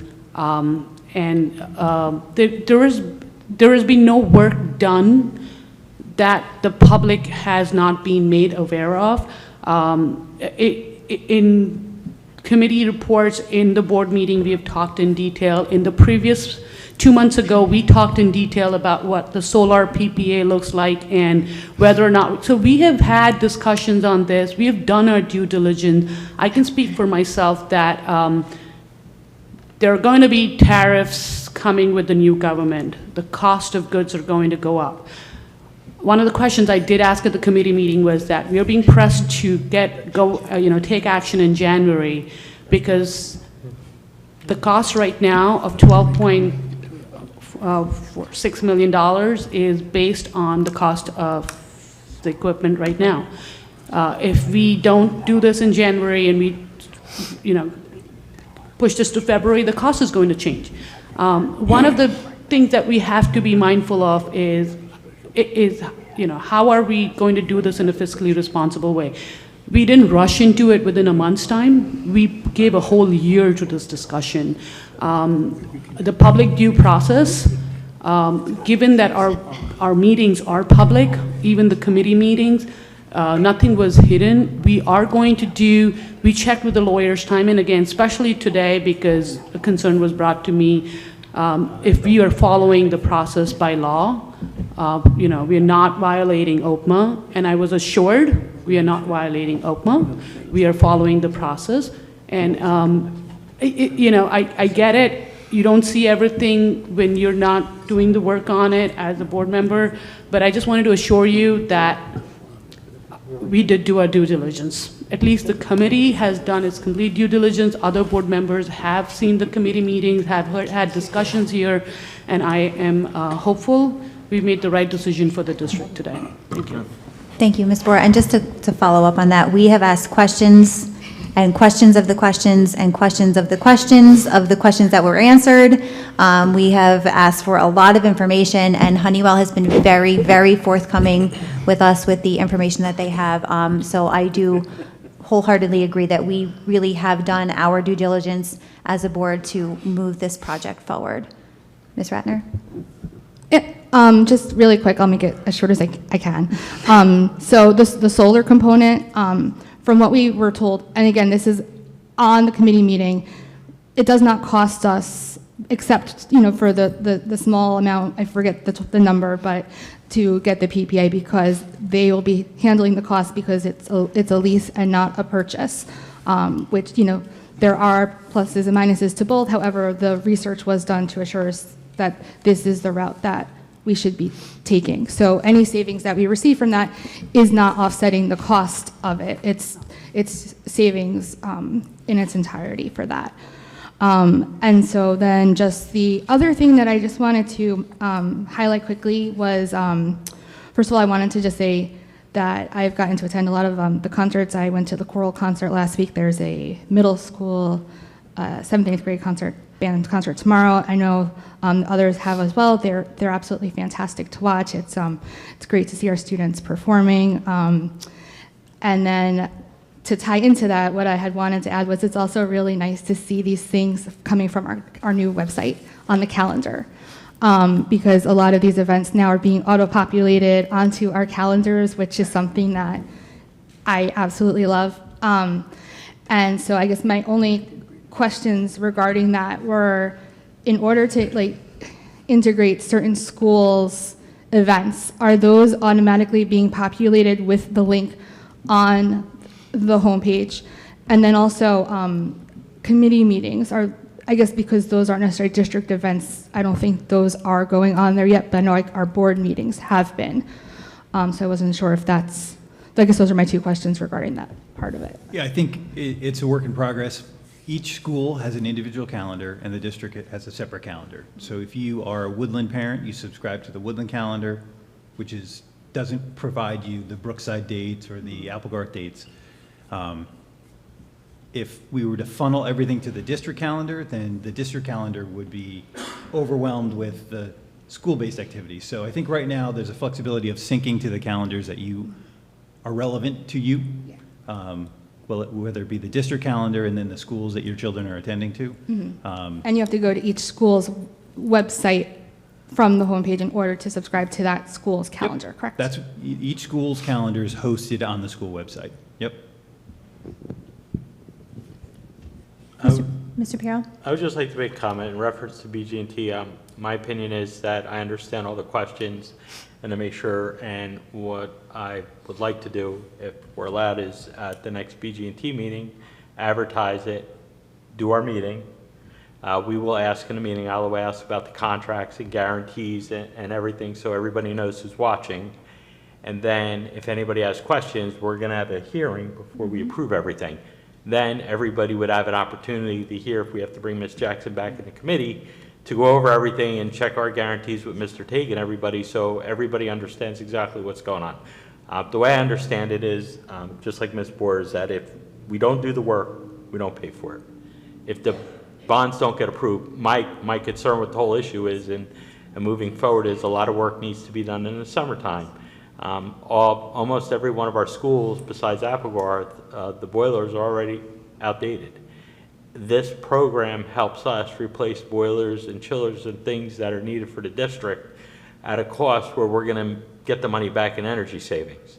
We don't do the project, the boiler goes, 2 million here, 4 million there, 5 million there. And I would say that probably every school, the boilers are pretty much past their life expectancy. So it was a big thing to overtake, but I just think that I'm going to propose at our next meeting, I'll talk to Mr. Teague and Ms. Allen. Maybe we could do another combined finance BG&T meeting.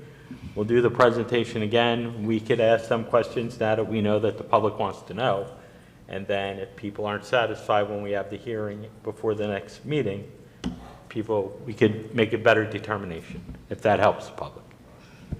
Thank you. Anybody else? Any questions or comments? Yeah, I'd like to say that I agree with Peter. I think that's probably a good way to go. And it gets more community involvement, and the whole concept of transparency has been an issue. And we want to make sure as a board that in fact we are transparent. So we are hearing what you are saying, and we thank you for that.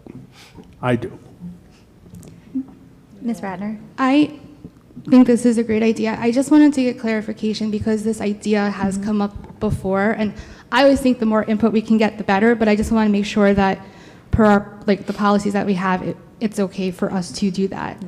I don't believe in our policy if it allows for public involvement. No public involvement. I just said have another meeting, advise the public we're having it so they could watch it.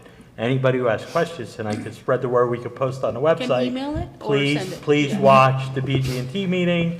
They're going to go over, and we could ask the questions that the public's asking. Okay, my apologies. I thought you meant asking the questions at the meeting. No, Would it be better to instead do it at the next Board of Ed meeting in February to do the ESIP presentation? It also benefits the other board members who are not on those committees to see the presentation. If we could have Honeywell come in, I don't know, Dr. Lehman, Mr. Teague, if that is possible, to be here to answer questions from. But we would still have to vote on it that night, correct? Like it has to be the night voted. night of the public hearing, do the presentation and then do the public hearing. Right, we but could check, I'm not the sure. presentations are on the website. I mean, we absolutely can go through the presentation again at Buildings and Grounds. But I did ask Ms. Allen too if we can ask Honeywell and our bond counsel to come to the next board meeting in February. That way they can help us facilitate that discussion better. Definitely. Anybody else? Okay. Okay. So the next item on our agenda is our second public forum. Any member of the public wishing to speak, you'll have 4 minutes to do so. Please state your name and municipality for the record. Mr. Weiss is just going to make a few remarks. Yes, before we start with the public comment, I just want to make a comment myself, if I can. This is with regard to the bus accident, which resulted in some injuries to our students. The board feels, as does every staff member here, that students are our first priority, top priority, and really most precious resource. The board was horrified to learn of the accident. The board, with the administration, has undertaken a complete review of the situation and will be updating protocols and standard operating procedures based upon that review. While the board members, all of us being parents up here, want to express their sincere sympathies and empathy with the students and their parents, all of whom were affected by the accident.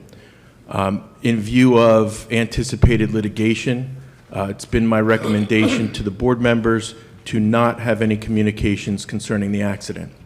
So with that being said, while we would certainly like to say more, under the circumstances, the board members have been advised not to.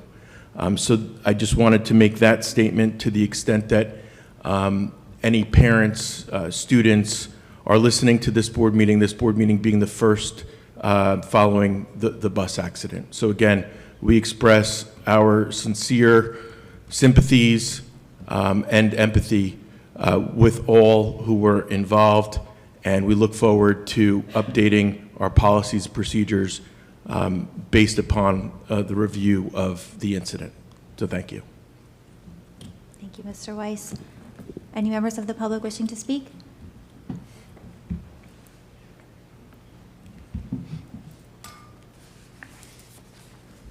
Michelle McDonald, Monroe Township. I understand you said you cannot speak, but can I speak? Absolutely. Okay. Both of my children were involved in the bus accident, and from what I have seen from then until now, your organization is supposed to have my children's best interest at heart, and all I've seen is that your reaction is just trying to protect your liability. There was no communication to any of the parents who were involved in this accident about what our next steps were. Those of us that had to put our children back on that bus that next day, we had no answers for our children's questions. These are middle schoolers. These are not elementary kids. They know what's going on. And they asked us questions like, is it gonna be the same bus driver? Is it gonna be the same bus? What are they going to do? And we had to just keep telling them, we don't know. We don't know, we don't know, but we need you to get back on the bus. Because most of us come from 2-parent working households. And it's just not feasible to drive the kids to school every day. And we're not, that bus route is not exactly close to the school either. What we need to know, and I understand you can't answer any of my questions today, was the driver drug tested? What happened? Because we still don't know what happened. We want to know, why did we get zero communication as a group? I'm not talking about as a township, as a group. Why did we get no communication about, should we need to take our children to the emergency room? Should we need to take our children to the doctor? What insurance were we supposed to be using? I only received that information because I made emails and phone calls on my own personal time to get that information. And it felt like we were kind of left to flounder because it was winter break. We also want to know, are the bus drivers for the outside companies held to the same standards as the Board of Education drivers? Do they have to pass all the same tests? That's all I have to say. Thank you. Thank you.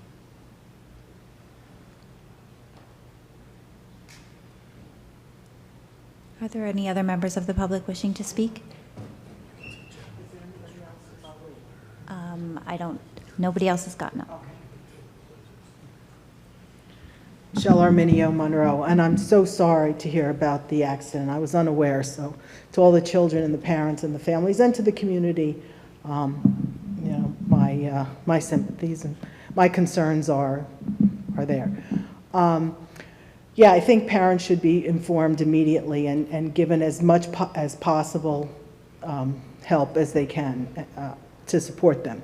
I also want to be clear. I was not asking for a communication at one of the committee meetings. But let's be clear about what a committee is. A committee meeting is for the board to go through things to present to the full board and to the public.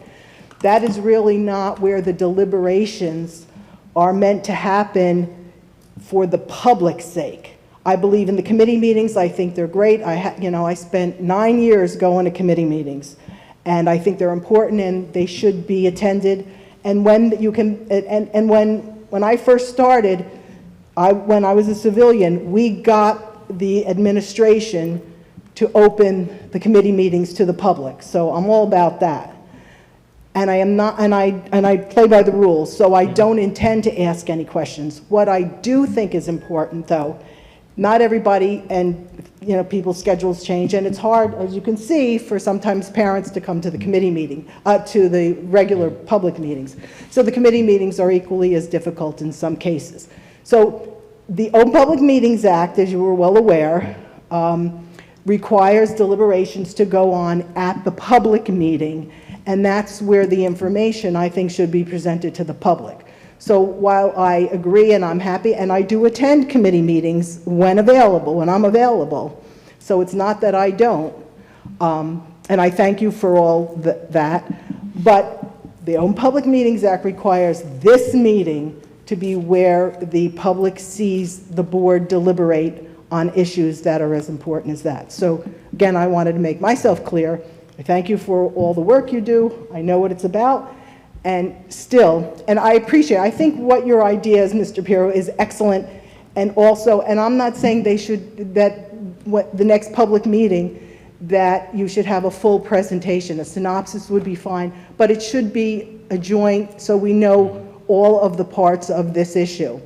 And again, if the business administrator would talk about the financing a little bit more in depth and in detail at that meeting as well, I think that, so because it's not one issue, it's sort of several parts, and I think it would be important for the public. Look, we have issues with votes, and the more the public is informed about what we're trying to do, the easier it is, I think, to get acquiescence to the budgets and the future, and we certainly need more space. Thank you, Ms. Ratner. And I want to thank all of you who spoke about what you're doing at the state. But yeah, keep people informed. I think that's the biggest issue. And then hopefully we'll get even far more support. So thank you very much. I think, Thank you. Ms. Allen, to Ms. Arminio's point, perhaps in addition to bond counsel and Honeywell being here, can we also have someone from Phoenix Financial Advisors? I'll reach out. Yep. Thank you.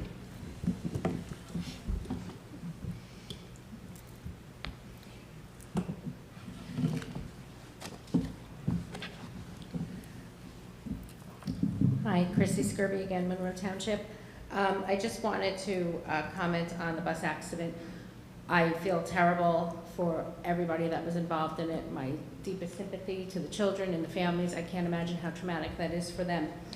I understand you won't be talking about it, but I do want to urge the board to go back and reconsider your decision to move us to more contracted routes. Last year we had, I think it was 9. This year we have 36 routes. You increased the risk using these contracted buses, and parents didn't know what that meant to not have a Monroe Township bus pick up their child. And there is a big difference. You're talking about not having communication with the bus driver. You're talking about not knowing who the bus driver is. There are a lot of time language barriers with bus drivers from outside district bus companies.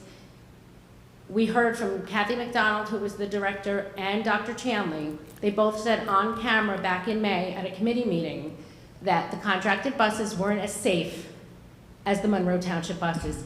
And this board pushed the administration, because kids were getting to school a few minutes late, to go with contracted routes instead of double runs.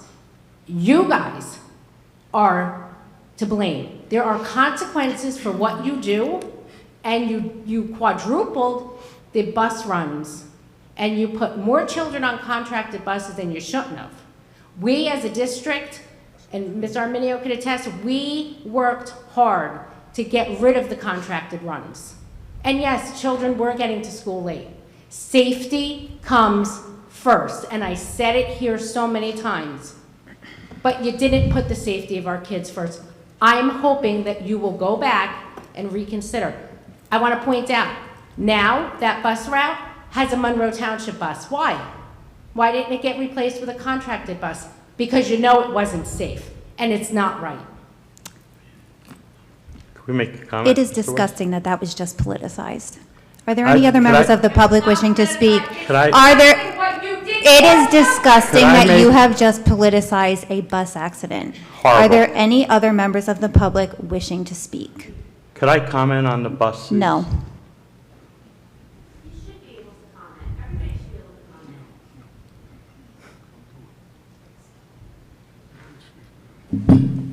Good evening, Betty Sabrito, Monroe Township. I'm also the leader for the Special Education Parent Advisory Group.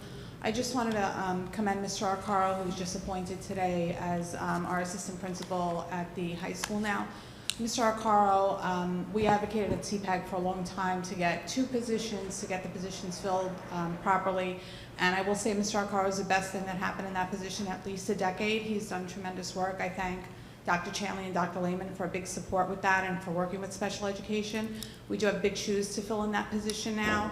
I'm confident in the position because, you know, speaking a little bit with administration with Dr. Lehman, I know he'll also be very involved in special education, but I did want to say thank you to Mr. Arcaro for all of the work that he's done. I know he'll continue to do great things at the high school for our students, and thank you all for your support of special education, which is the majority of our funding, so thank you. Thank you. Are there any other members of the public wishing to speak? Okay, seeing none, then we will close the public forum. There is no second closed session, so the next item is our next scheduled Board of Education meeting, which is February 19th, 2025. Can I have a motion to adjourn? Motion. Second. All those in favor? Aye. Have a good night, everybody.